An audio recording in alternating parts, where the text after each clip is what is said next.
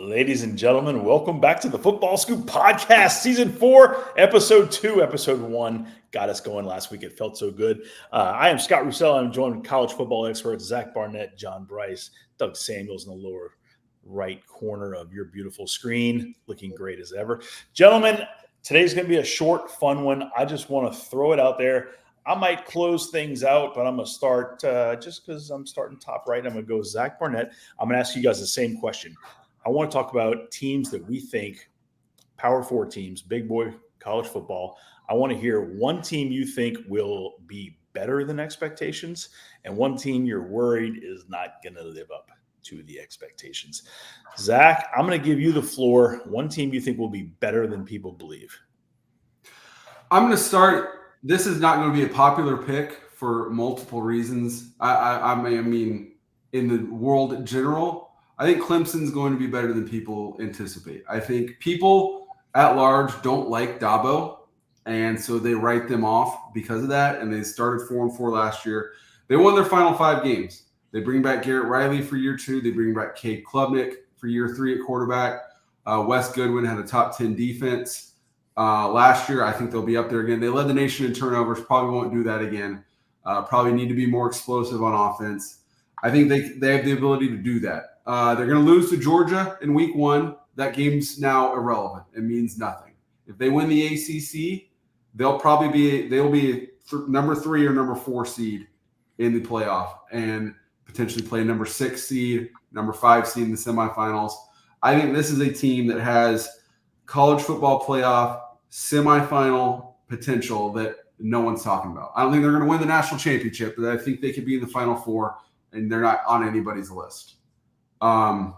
The team I see disappointing. Oh, go ahead. I think I might cut you off there. We'll come back to disappointing in a second. It's interesting. Doug, I'm going to bring it down your way. Give me one team you think will beat expectations. I think a lot of times you see programs take a huge step from year 1 to year 2. I think when I first started thinking about this question, I thought Penn State came to the top of my mind. I think Penn State has the talent there, and the new hire of Andy Kotelnicki to run the offense was, I think, one of the best hires among offensive coordinators in college football. Great fit for James Franklin. He did an outstanding job at Kansas. And to pair that with a returning top quarterback like Drew Aller, I think is going to be dynamic, and they've crushed it in recruiting. So Penn State, I think, would be the top popular pick. I'm going to stay in the Big Ten because that's where my roots are. And going with that year 1 to year 2 jump, I think Wisconsin. I would take Wisconsin. I know they've lost quite a bit. They took Tyler Van Dyke in the portal, and hopefully doesn't have the same path as Tanner Mordecai did last year with his struggles and injuries and things like that. But I'm a believer in Luke Fickell, Phil Longo. I know they lost Colin Hitchler to Alabama, so that they did some staff reloading, but got a lot of faith in Luke Fickell year 2 at Wisconsin. I like the thinking. All right, JB, who you got? Going SEC on the front end. I'll probably go Big Ten on the back end. SEC, I'm going Auburn. I think Auburn makes a significant jump in year 2. Hugh Freeze, I think every single year of his coaching career, all the way back to like NAIA, by year 2, I want to say he's won 10 games every single year. It's a phenomenal statistic that we've written about before that I should have had handy right now. But I just think Auburn has some tangible momentum within the program. Hugh Freeze has done it time and time again, literally everywhere he's been. And it doesn't help them right now, but they might be one of the 2 hottest teams in college football anywhere in recruiting because as the news keeps getting worse for Notre Dame, losing their current starting left tackle for the season over the weekend due to a pectoral injury, they're also getting ready to lose their quarterback of the future, Deuce Knight, to none other than the Right Reverend Hugh Freeze and the Auburn Tigers Plainsmen, who were Eagles. And I just think that Auburn has genuine momentum inside the program and on the recruiting trail for the program. And I think Auburn makes a big step. I'm surprised Auburn's not at all in the top 25. So does that mean I'm saying Auburn's going to be a playoff team? No, I'm not ready for that yet. But I think Auburn makes an astounding leap forward in year 2. Another year 1 to year 2 jump. Yeah. All right, Scott's thoughts. I like what you guys are sharing. I'm going to stay in the SEC because I think contractually somehow we should get paid for this. I'm kidding. I think Lane Kiffin has a staff that's ready to go. Obviously, Jackson Dart's back. Brought in some big offensive linemen, defensive linemen, which is really where Ole Miss has always been a little thin. And, they've always had skill. Can they put it all together? Brought in Brian Brown on the defensive staff. I think Charlie Weiss Jr. does a fantastic job. Lane, Monty's passing, obviously is a momentous occurrence in Lane's life. How he deals with that, I think Lane might just pour himself into this football team, give it everything he's got, and just will them to an incredible season. I think there's the path there for Oxford to be a special place this fall. So we'll see. He's got, he's got a heck of a schedule. But with the 12-team potential, Lane Kiffin's teams, they always, if they have enough depth to handle some injuries throughout the season, and they get into December and are hanging 50 on people, look out. Even you come up against Georgia, you come up against Ohio State or Oregon, and Lane gets into a track meet, he can beat you.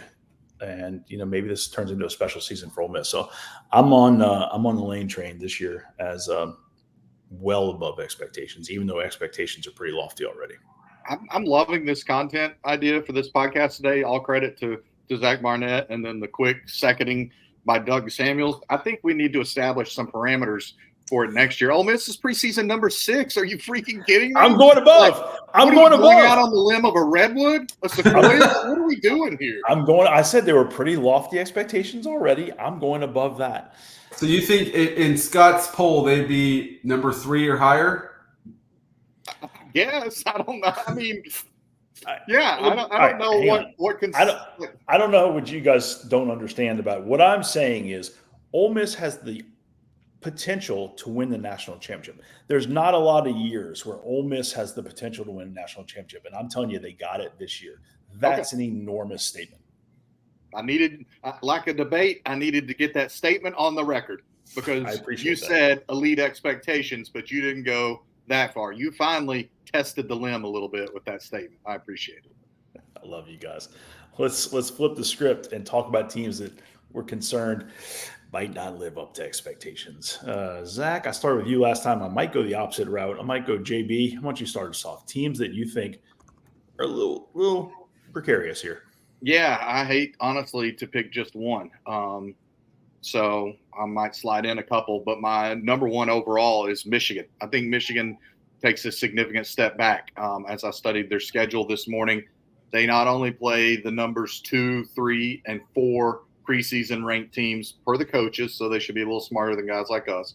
2, 3, and 4 in the coaches preseason poll, but also number 23, USC. That doesn't include a Michigan State team that I think will start getting things better under Jonathan Smith. That doesn't include Minnesota, and I don't think I saw Washington as a preseason top 25 team, and that game is all the way in Seattle. I know Washington lost a lot, but I think you could make a case for them to be preseason top 25. So anyway, I think all of those things, a schedule Michigan has had the most laughable non-conference schedule probably from 2019 till the start of this year. 2018, they opened the season early with Notre Dame, but they haven't done a lot since then, in my opinion.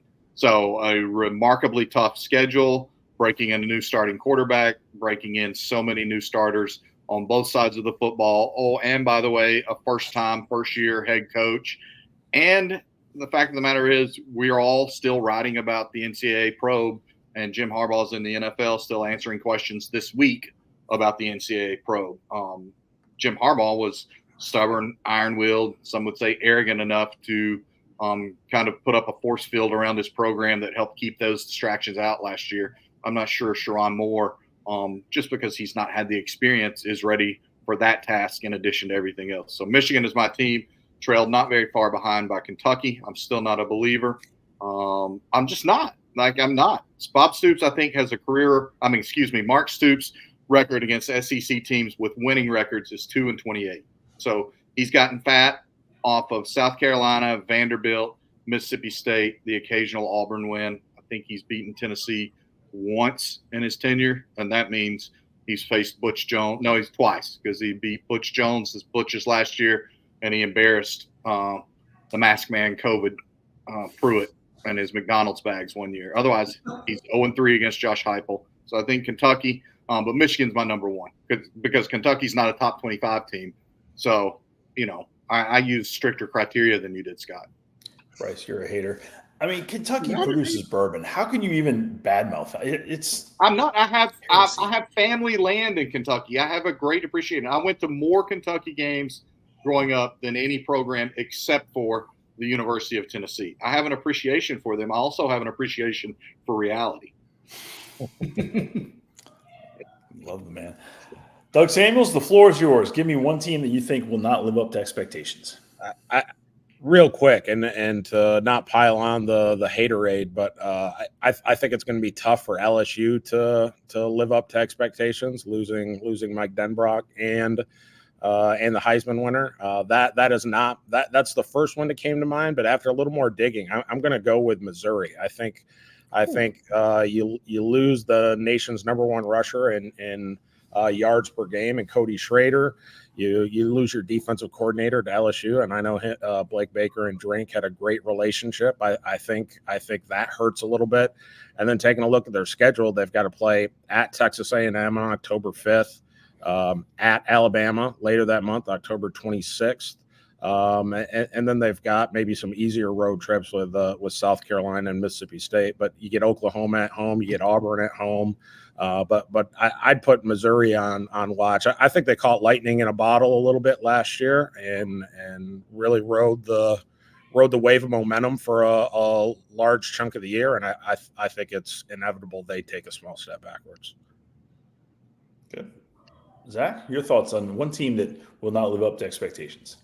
Doug, I like your pick because anytime there's a case for a team built around what have you seen their schedule, inevitably that team will play to the level of its schedule and end up disappointing. If your case for a national championship is they have an easy schedule or, hey, look at the quality of their only loss, you need to be selling that team.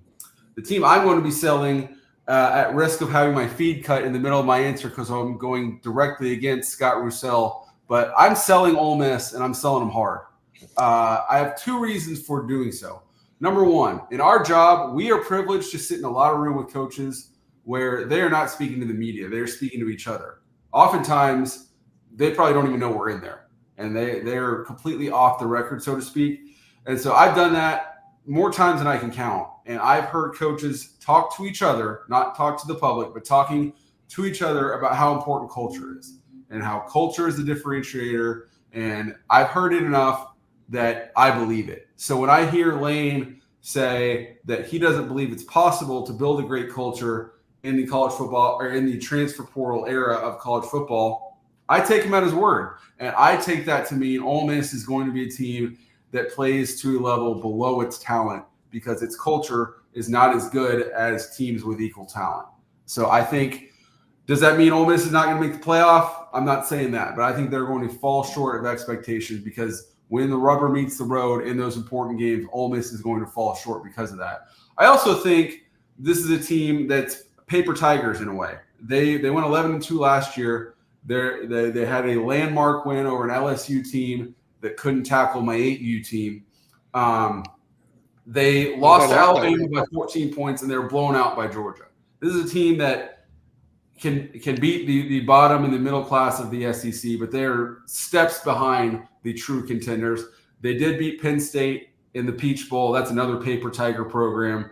I think they are good enough to beat bad teams. I think they are well below the true elite of the elite in this sport, and I think the record may not show that.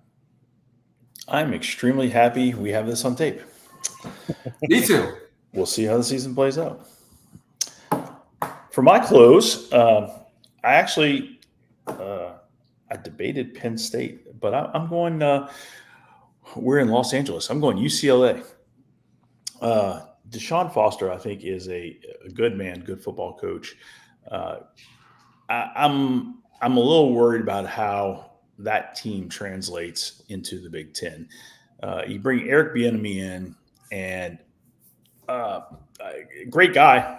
I have no idea how his system will translate at the college level. I have not heard any outstanding reviews, accolades, insight. Haven't heard much coming out of that program. You have a quality returning quarterback.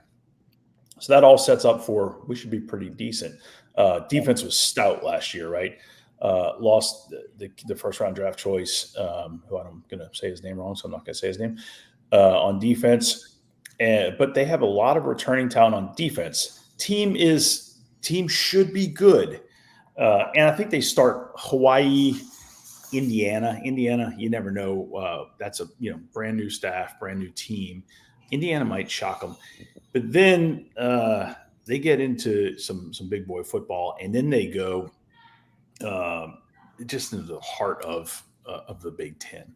And I just don't know how UCLA translates. UCLA has always been even, honestly, a little finesse in the Pac-12. I don't see a path here to 10 wins. I don't see a path to 9 wins. And for a team that's supposed to be pretty good. Now, maybe Bieniemy comes out and just lights up the scoreboard. I don't see it happening. You guys all talked about the jump from first to second year with a new system. Well, this is first year. And this is a guy coming from the NFL, lifelong, basically NFL. So I'm selling UCLA. Hope I'm wrong. Okay, so I'm going to put on John Bryce's lawyer suit and get you on the record here. So the over-under on UCLA's win total this year is 4.5. So you saying they're like a 2-win team? No, because they got a couple of Hawaii is just not very good in football these days. So they start with Hawaii. I don't have it in front of me. I know they got Minnesota, Rutgers, Iowa, Nebraska all in the middle there. They close with USC and Fresno. I'm a little worried about how depleted Fresno might be at the end. Zach, I think I saw their win total was 5.5, and I was like, I'm under that.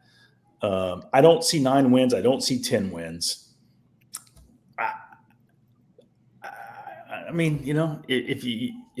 If you're a first year UCLA, Deshaun Foster, and you wind up with 3 or 4 wins or 5 wins, and Eric Bieniemy's like, oh man, this didn't go great. That's not a successful season for UCLA, and I'm worried that's what's going to happen.